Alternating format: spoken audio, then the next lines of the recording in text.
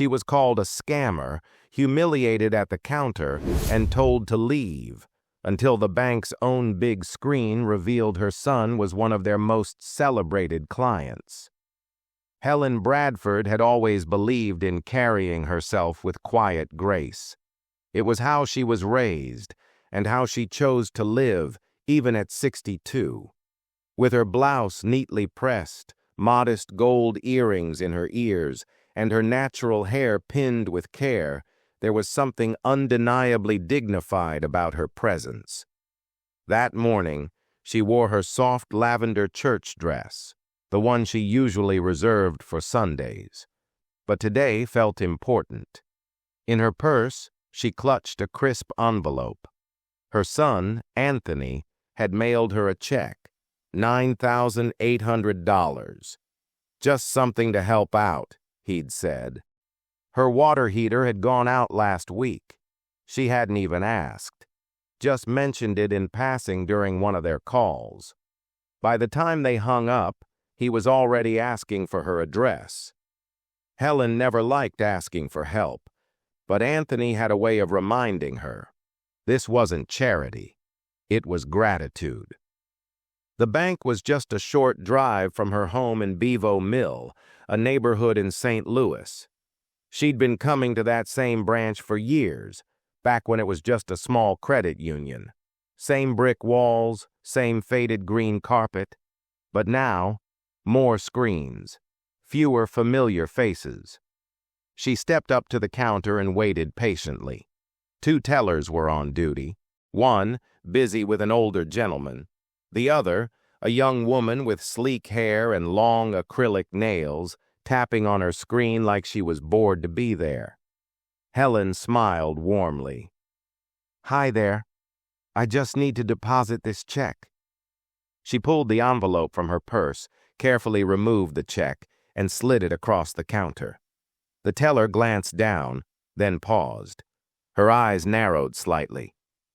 "Is this yours?" she asked, suspicion thinly veiled in her tone. Helen blinked. "Yes, ma'am. My son sent it yesterday." The teller picked it up with 2 fingers, as if it were contaminated. "Do you have an account here?" "Yes. I've had one for years." The woman typed Helen's name into the computer. Something on the screen made her raise an eyebrow. Then she looked at the check again. "Anthony Bradford," she read slowly, like she was tasting the name. "And who exactly is that?" Helen hesitated. "My son." "What does he do?" the teller pressed. Helen felt a tightening in her throat. "He works in renewable energy. He owns a company, Bradford Solutions." The woman clicked her tongue. "This is almost $10,000. I'm going to need to verify this." Helen stayed calm. "You can call him. I can give you his number." But the teller didn't reach for the phone. She didn't even try. Instead, without another word, she picked up the check again and fed it into the shredder beside her desk. The sound wasn't loud, but in that moment, it was deafening. Helen's mouth opened slightly. "Excuse me?" she whispered, stunned. The teller shrugged. "If it's legit, he can write you another one. We don't process suspicious checks, especially not for that amount." 2 people in line had turned to watch. A man in a gray cap shook his head slowly. Helen's face flushed, but she didn't yell. She didn't curse. She just stared at the shredder like it had devoured something sacred. "I'd like to speak to your manager," she said softly. The teller barely looked up. "You can come back with proper documents," she replied, waving in the next customer. "Next, please." Helen stepped back, her hands trembling, and moved to the waiting area. She thought that was the worst of it. She was wrong. Helen sat down in a vinyl chair, her hands still shaking in her lap. She hadn't cried in public since her husband's funeral 15 years ago. But right now, her stomach was twisted with something awful. She wasn't even sure what to do now. That money wasn't for some shopping spree.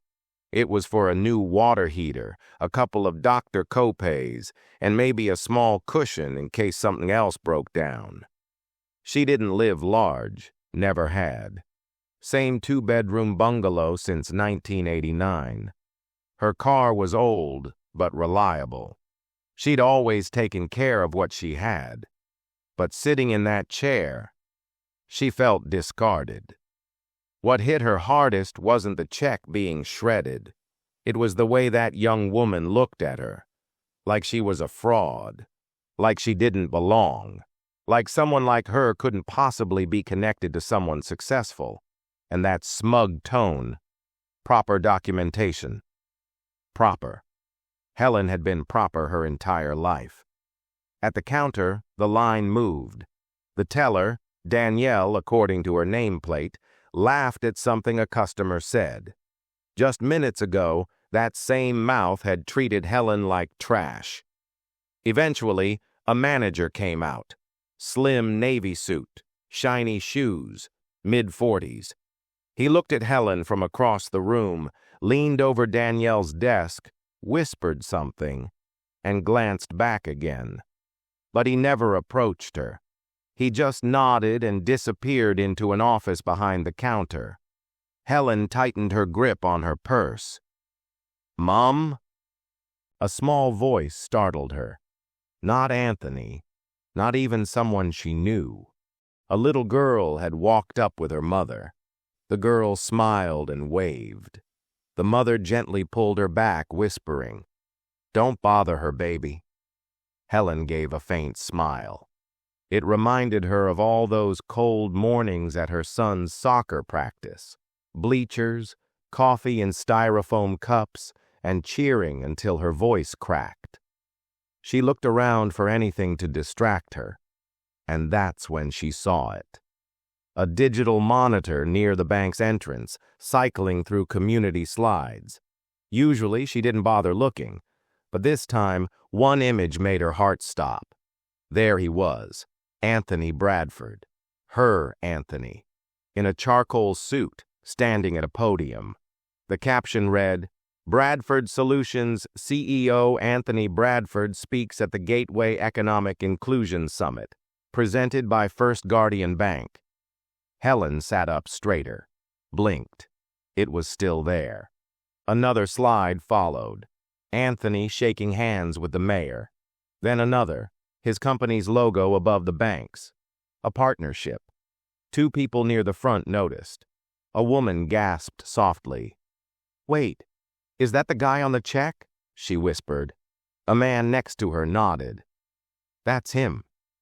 The air shifted. Another teller looked toward the screen. Her eyes widened.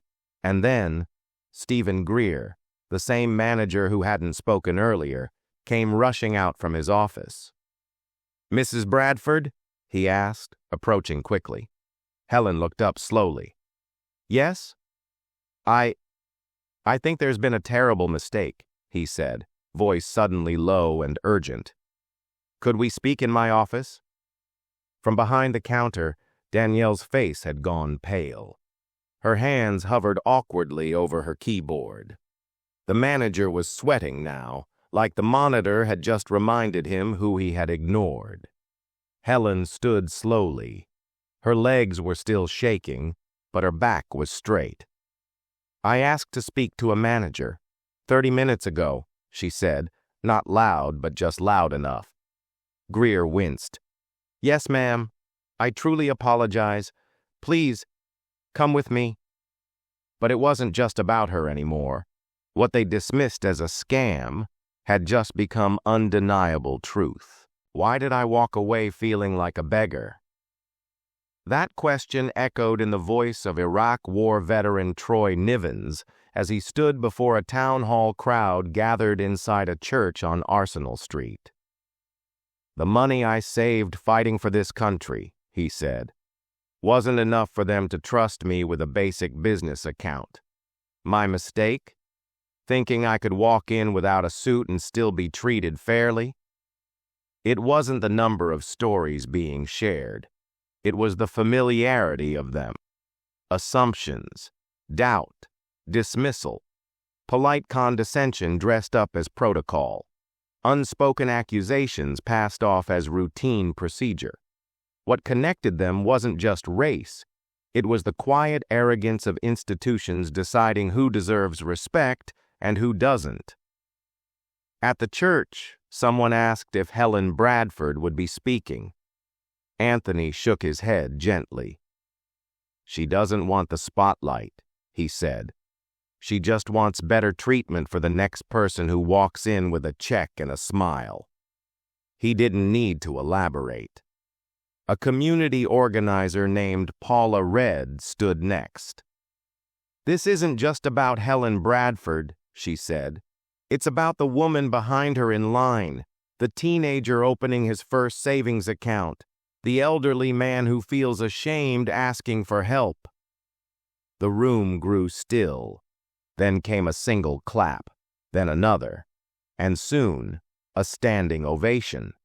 Not because anything had been fixed, but because someone finally said the quiet truth out loud. Meanwhile, First Guardian's executive team began scheduling meetings with nonprofits and city officials, arranging so-called listening sessions. But trust doesn't rebuild on a calendar. People weren't looking for workshops. They wanted change, tangible, visible change.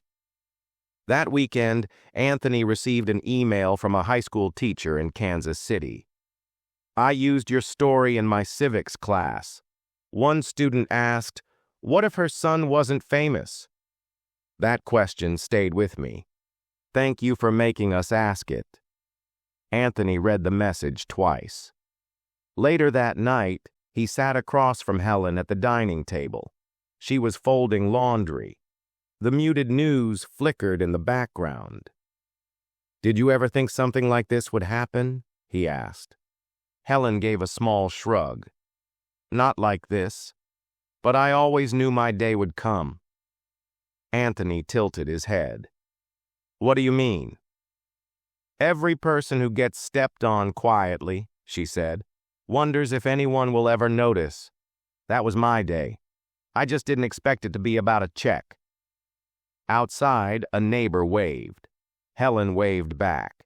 Her world hadn't changed, but her voice now carried far beyond her front porch. A few days later, a podcast called The Price of Being Believed opened with Helen's story. One host asked, "How many Helen Bradfords get ignored every day simply because they didn't bring a microphone with them?" That question stuck. Anthony understood the challenge wasn't just riding the wave of attention, it was turning a moment into a movement. 2 weeks after the incident, Helen stood quietly before a small crowd at the Chippewa Street Community Center. It wasn't a press event, not a rally. It was a financial literacy workshop for seniors, organized by Anthony with the help of local credit unions and volunteers. Helen didn't give a speech. She gave a memory. "When I was 23, she said, "I got denied for my first checking account. I had a job. I had ID. But they just said I wasn't eligible. I didn't argue. I just left. I thought that's how things worked." She paused. "Turns out that's just how some people get treated. And if you never speak up, they keep treating you that way." A soft clap came from the back, then another. Not thunderous, just heartfelt. Afterward, a young woman named Marla approached Anthony.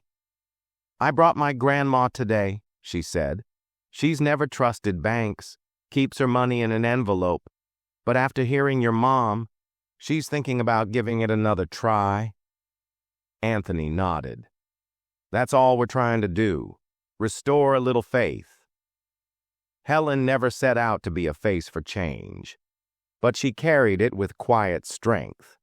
She declined major TV interviews, but agreed to support a city-led task force focused on reducing bias in banking. Meanwhile, First Guardian Bank couldn't ignore the fallout. Customer retention dropped 14% in one quarter.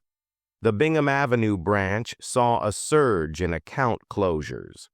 Corporate rushed through emergency bias training, revised teller protocols, and quietly offered Helen a settlement. She declined.